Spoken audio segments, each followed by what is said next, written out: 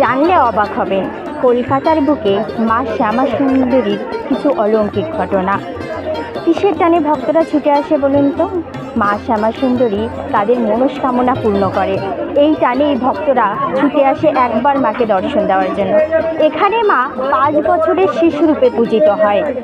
চালকলা থেকে শুরু করে বাচ্চাদের প্রিয় খাবার ক্যাডবেরি, ফ্রুটি এইসবই মায়ের প্রধান খাদ্য এবং চালকলা অতি অবশ্যই মায়ের প্রধান খাদ্য।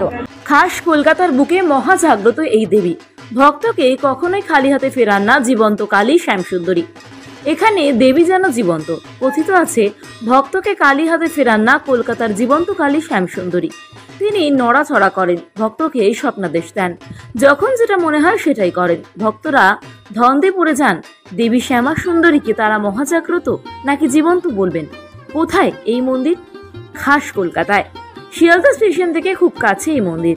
শিয়ালদা স্টেশন থেকে বাসে হেঁটে বা অটোয় সুকিয়া স্ট্রিট, সেখানে রামমোহন হলের পেছনের বাড়িতে এই মন্দির। মহালয়ার পুণ্যলগ্নে দেবীর আবির্ভাব তিথি। ওই দিন দেবী প্রথম দর্শন দিয়েছিলেন। ঠিক কতটা জাগ্রত দেবী শ্যামসুন্দরী? একটা কাহিনী এই মন্দির ঘিরে প্রচলিত আছে। তা হলো একবার দেবীর পুজোর জন্য পুরোহিত বাজার করতে গিয়েছিলেন। সেই সময় তিনি লক্ষ্য করেছিলেন যে এক 5 বছরের বালিকা গায়ের কালো রং, চোখে লাল রং মেখে দেবী কালীর মতো সেজে সবার কাছে ভিক্ষে চাইছে। দেবী শ্যামসুন্দরীর পুরোহিতের কাছেও সেই বালিকা ভিক্ষে চেয়েছিল। বলেছিল যে একটা টাকা দিতে, কারণ সে 2 দিন ধরে কিছু খায়নি। কিন্তু পুরোহিতের এসব ভালো লাগেনি। তিনি ওই বালিকাকে ধাক্কা দিয়ে সরিয়ে দিয়েছিলেন। পাল্টা বলেছিলেন যা কাজ করে খা। জবাবে বালিকাটি বলেছিল কাজ না পেয়েই সে ভিক্ষে চাইছে। এরপর ওই বালিকা চলে গিয়েছিল আর পুরোহিতও দেবীর পুজোর জন্য ফল, মিষ্টি, চাল, ডাল বাজার করে ফিরে এসেছিলেন। দেবীর ভোগের ব্যবস্থা হয়েছিল। প্রচুর ভক্তের সমাগম হয়েছিল সেই দিন, কারণ দিনটি ছিল মহালয়ার পুণ্যলগ্ন। এই মন্দিরের নিয়ম হলো প্রতিটি অমাবস্যায় অন্ধকারে দেবীর পুজো হয়। শুধুমাত্র দীপান্বিতা অমাবস্যা বা কালী পুজোর রাতে দেবীর পুজো হয় আলো জ্বালিয়ে। সেই রাতেও অন্ধকারে দেবীর পুজো শুরু হয়েছিল।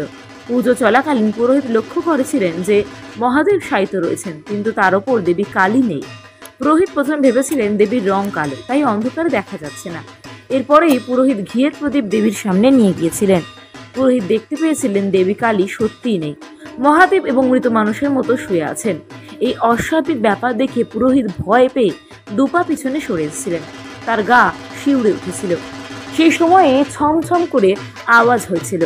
পুরোহিত শব্দ শুনে বুঝতে পেরেছিলেন কেউ যেন তার পিছন থেকে হেঁটে আসছেন। অমাবস্যার দিন তো ভুলে বিশাল বিশাল বিল, 2-3 কিলোমিটার পর্যন্ত লাইন থাকে মাকে একবার এক ঝলক অন্ধকার দেখার জন্য। তো খুব ভালো মায়ের এখানে। সবচেয়ে কথা আমি বলি যেটা, আপনি অন্যান্য মন্দির যাবেন, কোনো সোনায় ঢেকে আছে, কোনো সোনার সিংহাসনে বসে, এর মা আছে। মায়ের মুখে মধু হাসি দর্শন করলেই বুঝতে পারবেন যে মা কতটা এখানে আনন্দে আছে। দেবীর মানুষের কণ্ঠে বলেছিলেন দে চাল কলা খেতে দে, দিবি না আমায়? এই দৃশ্য দেখে পুরোহিত ভয়ে অজ্ঞান হয়ে গিয়েছিল।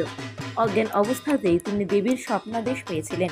দেবী জানিয়েছিলেন তিনি শুধু ধনীর মা নন, তিনি গরিবেরও মা। মাকে প্রতিদিনই চালকলা নিবেদন করি। তা আমি চালকলা নিবেদন করি, দিয়ে বাড়িতে বলে এসেছি মা আমি মন্দিরে যাচ্ছি, তোরা তোদের মতন ভোগ খেয়ে নিস। তা আমি এখানে এসে দেখছি মা যখন আরতি হচ্ছে ঠিক গলার দিকটা মাটা নড়ছে। আমি বললাম তাই তো, মা তো মনে হয় খিদে লেগেছে, খাচ্ছে কি মা? বাড়িতে গিয়ে দেখছি চাল কলাটাই মার মুখের মধ্যে লেগে রয়েছে। এটা একটা অবিশ্বাস্য জিনিস যে আমি এখানে রয়েছি কিন্তু ওখানে উনি খেয়েছেন, আমার খাবারটা উনি খেয়েছেন। মা কাউকে ফেরায় না, এর তাবিজ কবচ পাথর কিছু লাগে না, শুধু মাকে মা বলে ডাকা লাগে। আপনি ডাকতে পারেন, মা দিতে পারে। আপনি এখানে সবাই শুনবেন, যত সিরিয়াল হোক সিনেমা হোক সবাই এখানে মোটামুটি আসে। এবং এই বছর 5টা শ্যামার সঙ্গে শুটিং হয়েছে। তো এমনি সাধারণ মানুষও বলে যে আমার বাড়িতে মা গেছিল, আমার এই মনোমাঞ্চা পড়েছে। মরা মানুষ জীবন ফিরে পায় এখানে, কোনো তাবিজ কবচ লাগে না। এবং এমনও হয়েছে সরকারি চাকরি মায়ের কাছে, শুধু বলেছে মা আমার কেউ নাই তুমি ছাড়া, মা দেখেছে। তো মাকে একবার যদি আপনি বলতে পারেন মা শোনে। আর এখানে 28টা শনিবার মাকে দর্শন করলে সমস্ত গ্রহদোষ কেটে যায়।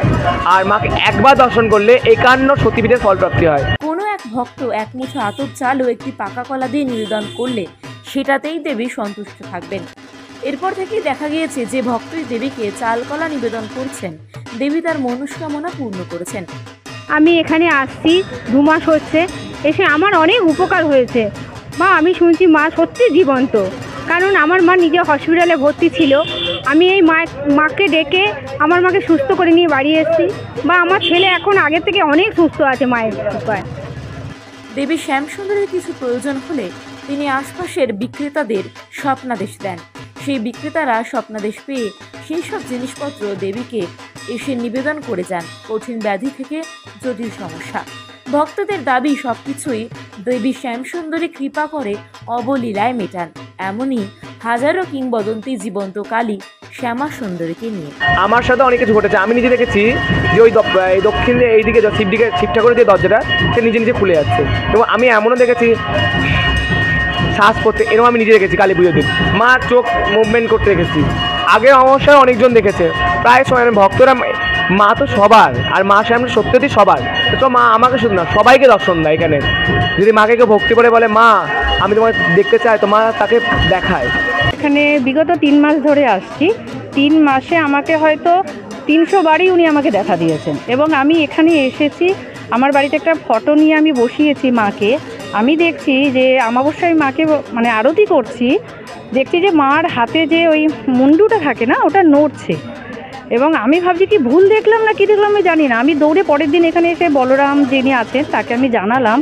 সে আমাকে বলছে তুমি এটা দেখেছো? আমি বললাম আমি মায়ের সামনে দাঁড়িয়ে অঝরে কাজে আর বলছি বিশ্বাস কর ভাই আমি ঠিক না ভুল আমি জানি না, আমি জানি মা আশীর্বাদ করে, কিন্তু মুন্ডু নড়ে এটা আমি দেখিনি। আর প্রত্যেকটা দিন মা শ্যামসুন্দরীর মধ্যে বিনামূল্যে দুবেলা অন্নপ্রসাদ খাওয়ানো হয় মায়েরই আদেশে, এবং আজকের দিনে বিশেষ প্রসাদের আয়োজন থাকে, অমাবস্যার দিন বিশেষ সবাই এখানে ফ্রিতে এক সমানভাবে প্রসাদ পায়।